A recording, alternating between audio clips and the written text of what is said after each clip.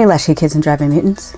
I'm Lady Shasha, Mistress of the Snark, and I just watched Queen of Spades, The Dark Rite.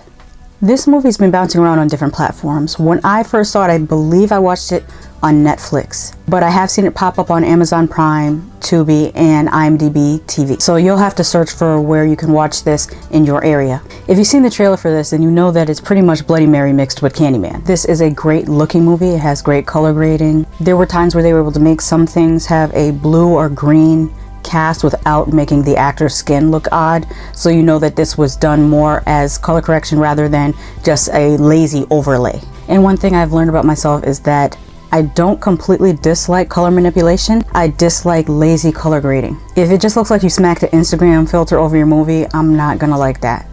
In my opinion, it's better just to adjust certain elements instead of just putting a filter over the whole thing. The actors in this were very believable, and I like that it took place in an apartment building. Also, many of the scare scenes happened in the daytime. In most horror movies, it takes almost the entire movie before the parents believe the children.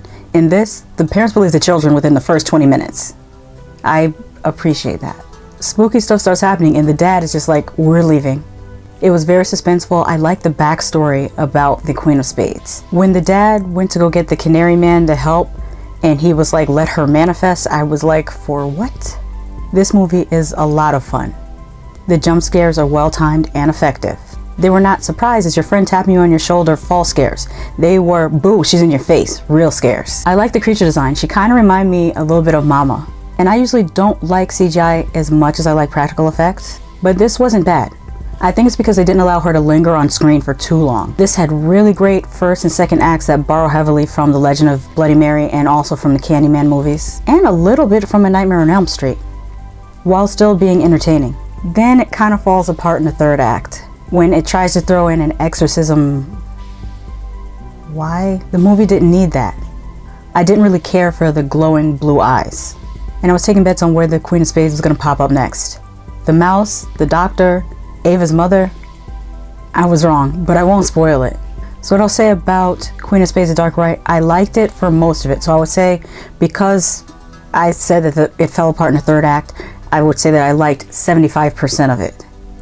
Or 2/3 of it I liked, and then the ending, not so much. But I liked it for the most part. I'm a sucker for horror movies that happen in apartment buildings because they don't make so many of those. I just found out that there is a sequel to this, so I'm gonna go check that out, and I'll be back in a moment to tell you more about it.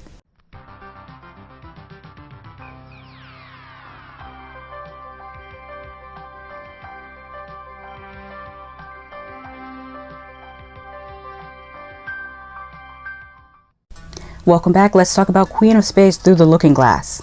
At the time of this recording, this was available on Tubi.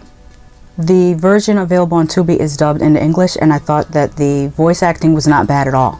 I don't have a problem with watching things dubbed into English because I must remind you that not everyone is able to easily read subtitles. A lot of people have visual impairments that make it extremely difficult to read subtitles, so I'm never going to be a subtitle snob. This time, this takes place in a boarding school rather than an apartment building, but the kids at the boarding school are some real characters. I liked Eugene the best. They nicknamed him Dobby. Olga and her brother Artyom have lost their mother in a car accident, which unfortunately Olga caused.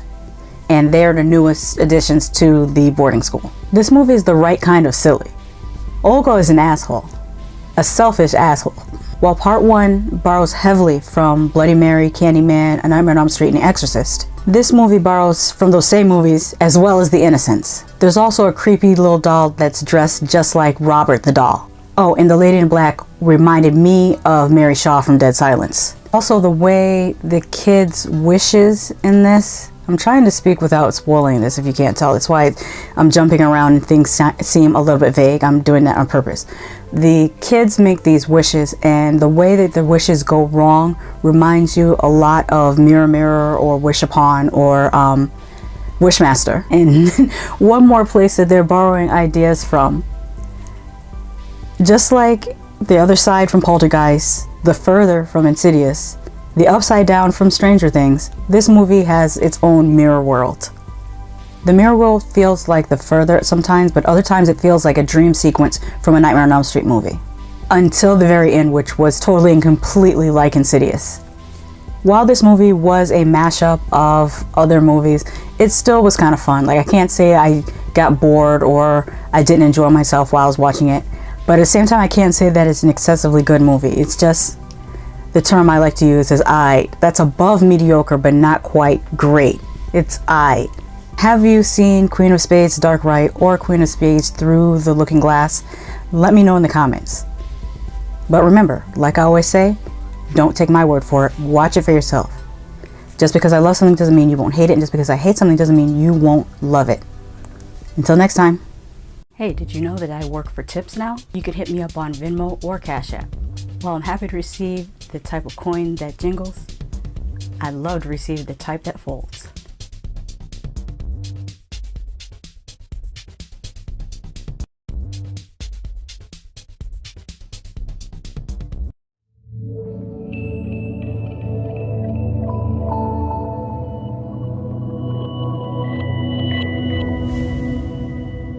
Somebody show these people where the subscribe button is. They don't know what they're doing.